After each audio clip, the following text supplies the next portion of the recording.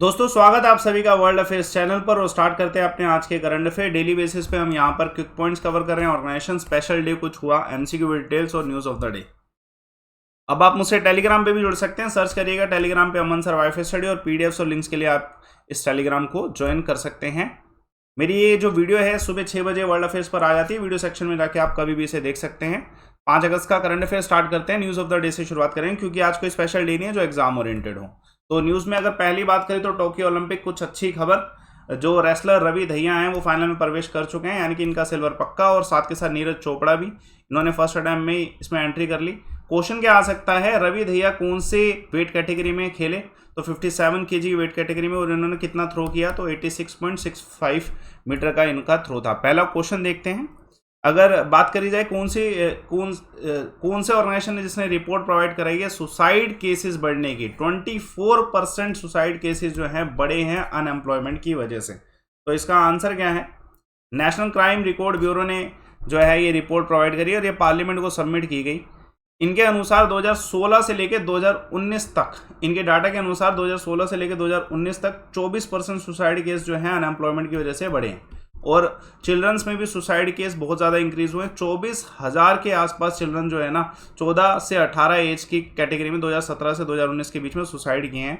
अब ये इन्फॉर्मेशन, इसमें आपको 2-3 चीज़ें और पता होनी चाहिए कि जो सबसे ज़्यादा सुसाइडल केस है वो कहाँ पे? कर्नाटका में।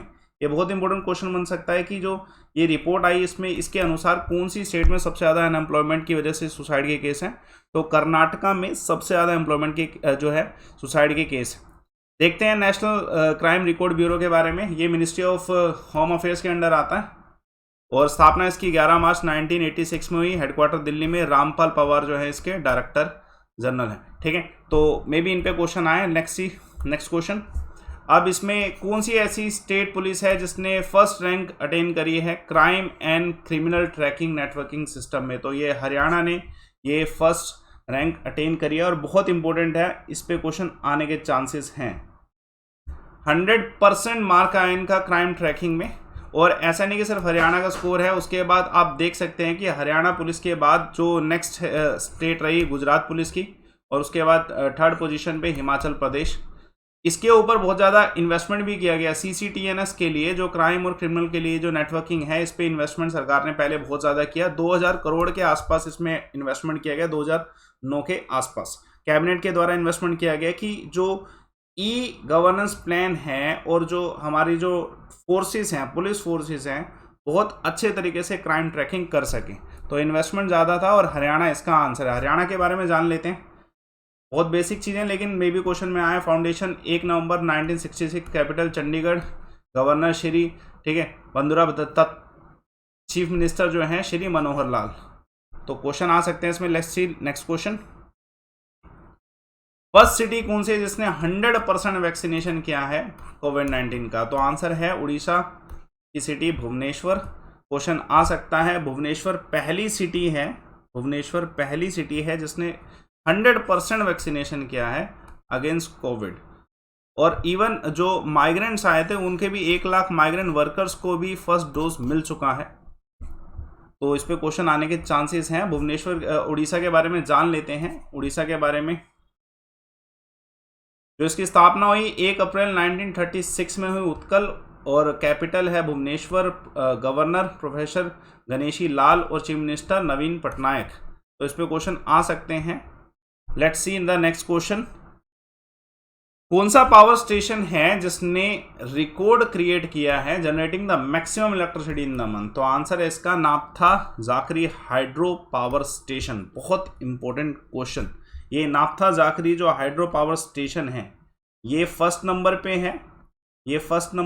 और सेकंड नंबर पे कौन सा है? ठीक है, रामपुर हाइड्रो पावर स्टेशन। ये फर्स्ट नंबर पे है और ये सेकंड नंबर है। ये फर्स्ट नंबर पे और ये सेकंड नंबर पे, दोनों पे क्वेश्चन आ सकता है।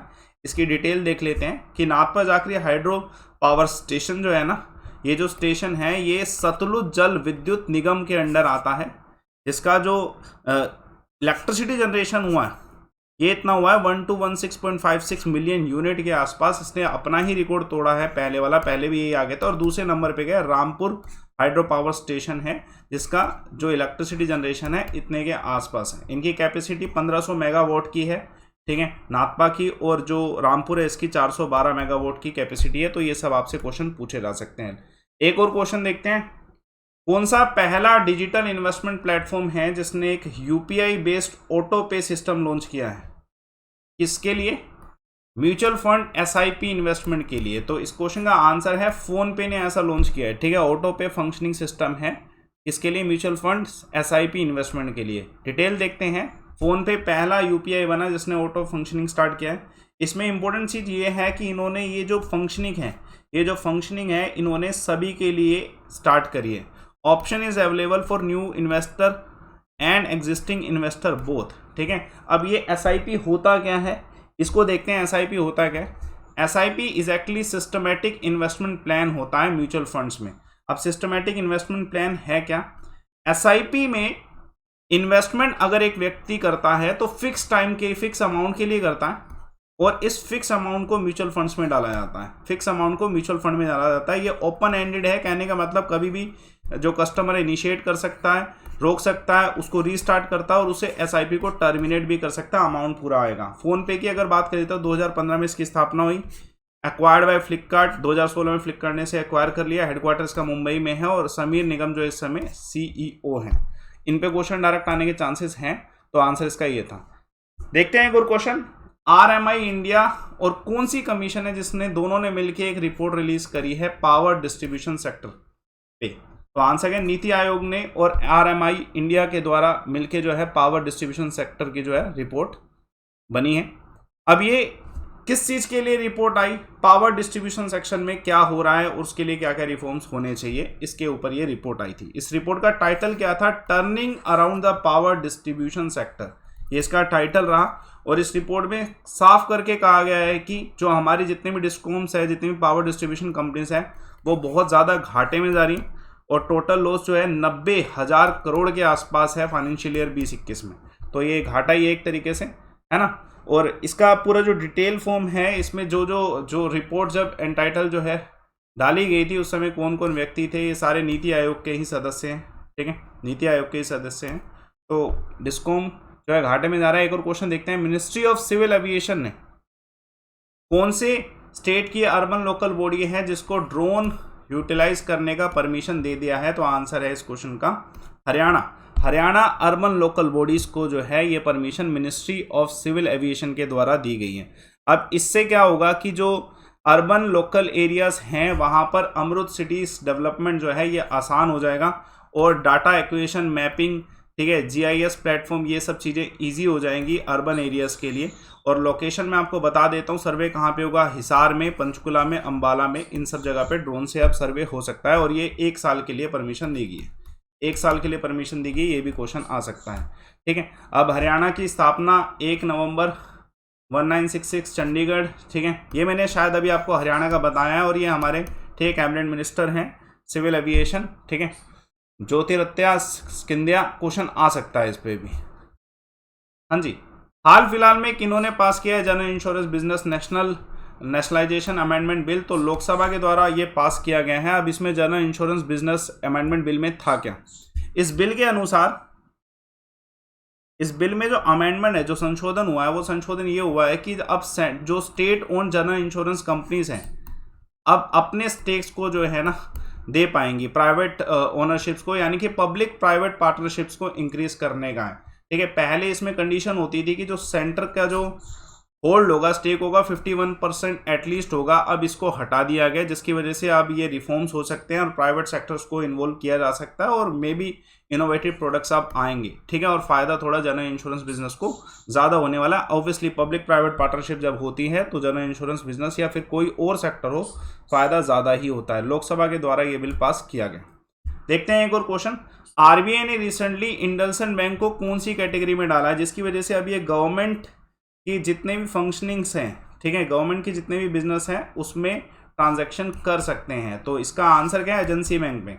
अब ये एजेंसी बैंक होते क्या है? आरबीआई ने एजेंसी बैंक में इंडसइंड बैंक को कैसे डाला, तो पहले समझ ही लेते हैं। एक एजेंसी बैंक कैटेगरी अगर बन जाती है तो उससे होता क्या है? अगर एक बैंक को आरबीआई एजेंसी बैंक कैटेगरी में घोषित करता है तो वो एलिजिबल होता है सरकार के जितने भी बिजनेस हैं उसमें ट्रांजैक्शन करने के लिए। तो ये ऑब्वियसली ठीक है, शेड्यूल प्राइवेट बैंक्स को आरबीआई इस गाइडलाइन में डाल रहा है, तो डेफिनेटली बैंक के लिए बहुत ज़्यादा फायदा है। इंडसइंड बैंक के सीईओ ठीक है सुमंत कतपालिया हैं। इंडसइंड बैंक का हेडक्वार्टर पुणे में है। ओनर इसके हिंदुजा ग्रुप हैं, क्योंकि इनके जो स्थापना करी थी एसपी हिंदुजा ने की थी, और इसका स्थापना हुई कब थी? अप्रैल 1994 में हुई थी। क्वेश्चन आ सकता है इसका, ठीक है। इंडिया पैरालंपिक का जो थीम है कर दे कमाल तू, ये किसके द्वारा कंपोज किया गया? संजीव सिंह के द्वारा कंपोज किया गया। जो हमारे मिनिस्टर हैं अनुराग ठाकुर जी, इन्होंने इस चीज़ को अनाउंस किया कि पैरालंपिक थीम सॉन्ग क्या रहेगा? कर दे कमाल तू। अब ये कंपोज किसने किया? अभी यही क्वेश्चन आया ना, संजीव सिंह। ये एक दिव्यांग क्रिकेटर प्लेयर हैं, जिन्होंने ऑब्वियसली जो जितने भी दिव्यांग हैं उन सभी को इंक्लूसिवनेस फील कराने के लिए ये सब चीज़ें की जा रही हैं। तो अच्छी शुरुआत है। तो आंसर इसका है संजीव सिंह, इसका आंसर है। Let's see the next question. What is the loan disturbance target set by government of India under प्रधानमंत्री मुद्रा योजना? ये अब थोड़ा सा डिक्रीज किया है। इसका आंसर क्या है? 3 ट्रिलियन इसका आंसर है। एग्जैक्टली था क्या? पहले जो फाइनेंशियल ईयर में टारगेट रखा गया था ना, वो टारगेट रखा गया था 3.21 ट्रिलियन का।